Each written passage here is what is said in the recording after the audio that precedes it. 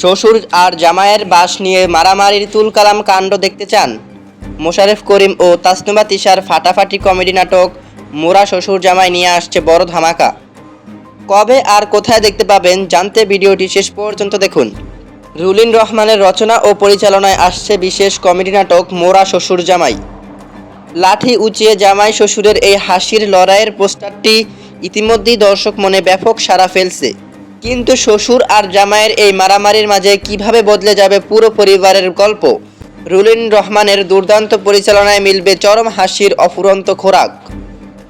SKY drama official YouTube চ্যানেলে আসতে যাওয়া মোরা শ্বশুর জামাই নাটকের কাউন্টডাউন শুরু।